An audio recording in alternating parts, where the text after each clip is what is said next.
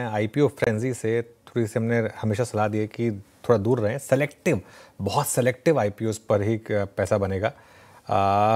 यतिन के पास चलते हैं और जानते हैं कि जो रीसेंट आईपीओस आए हैं उनमें जो अच्छे सब्सक्रिप्शन के बावजूद कई स्टॉक का क्या हाल है वो समझते हैं। Yatin, good afternoon. Good afternoon. और कहीं ना कहीं आईपीओस की बात करें तो सितंबर में 2 दशकों का सबसे बड़ा रिकॉर्ड फंड रेजिंग का मेन बोर्ड आईपीओस के जरिए, और अक्टूबर की बात करें तो सितंबर का भी रिकॉर्ड टूटने वाला है, क्योंकि टाटा के घर से टाटा कैपिटल और एलजी का आईपीओ लगभग 30,000 करोड़ का मोबिलाइज होने वाला है अक्टूबर के महीने में। लेकिन अक्टूबर की बात कर लें तो इंक्लूडिंग आज की लिस्टिंग, लगभग 2/3 नई लिस्टिंग आईपीओ भाव के नीचे हैं। और कहीं ना कहीं मेन बोर्ड की बात करें, एसएमई को भी हटा दें तो बहुत सारी दिक्कतों का सामना करना पड़ रहा है। रिकॉर्ड सब्सक्रिप्शंस के बावजूद आपको नेगेटिव रिटर्न्स दिखाई पड़ रहे हैं, और सितंबर में यही हाल रहा है। कहीं ना कहीं अगर हम बात करें तो सितंबर में आईपीओ एक्टिविटी बहुत ज़बरदस्त तरीके से रही।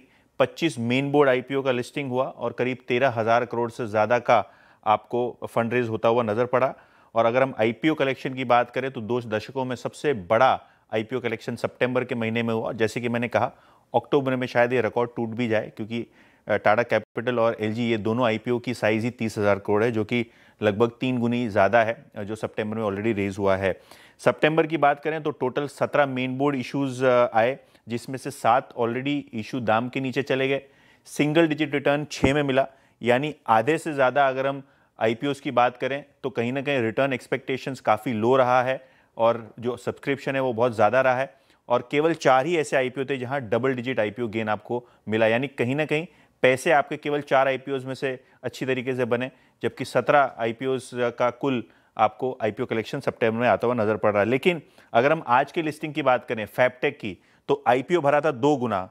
आईपीओ इशू प्राइस के नीचे है, लिस्टिंग 5%। ग्लोटिस सबसे बड़ा आज का लूजर, 32% नीचे आज ट्रेड कर रहा है आईपीओ प्राइस के मुकाबले। तो कहीं ना कहीं बहुत बड़ी डिसअपॉइंटमेंट सो फार पिछले 2-3 महीनों में ग्लोटिस की रही है, और दोनों ही शेयर्स में ज़बरदस्त प्रेशर अभी भी बना हुआ है। इसके अलावा सितंबर से लेकर अक्टूबर, ये 2 महीने की जो लिस्टिंग्स हैं उस पर भी नज़र डालते हैं। मेन बोर्ड के आईपीओज हमने सिलेक्टिवली देखे हैं यहाँ। पेस डिजिटेक 2 गुना लगभग सब्सक्रिप्शन हुआ, 1% नीचे। अगर हम ईफैब की बात करें तो इनकी ऑलरेडी कंपनी लिस्टेड है, उसके बावजूद 3 टाइम सब्सक्रिप्शन हुआ, स्टॉक 9% नीचे। बीएमडब्ल्यू वेंचर्स 30% नीचे। शेषाशाही टेक्नोलॉजीज और झारो एजुकेशन दोनों में देखिए कितना बड़ा सब्सक्रिप्शन हुआ, 70 टाइम्स सब्सक्राइब हुआ शेषाशाही, उसके बावजूद आईपीओ दाम के नीचे आपको ट्रेड करता हुआ नजर पड़ रहा है। और इसी तर्ज पे सोलार वर्ल्ड, ये आईपीओ में लगभग 70 टाइम्स सब्सक्रिप्शन देगा, स्टॉक 10% नीचे। गणेश कंज्यूमर आटा बनाती है और गरीबी में आटा गीला वाला हिसाब है हमारे आईपीओ निवेशकों के लिए, क्योंकि 2.5 गुना से ज़्यादा भरा, फिर भी आईपीओ 5% नीचे है अभी भी। वीएमएस टीएमटी और देव एक्सेलरेटर, ये दोनों काउंटर्स में भी 20% का डिक्लाइन देखा। इनफैक्ट वीएमएस टीएमटी में तो 100 गुना से ज़्यादा का सब्सक्रिप्शन हुआ, उसके बावजूद स्टॉक 23% नीचे है अपने आईपीओ के दाम के मुकाबले। बिल्कुल, 100 गुना सब्सक्रिप्शन के बाद 23% नीचे है, तो एचएनआईएस का क्या हाल हुआ होगा आप सोच सकते हैं।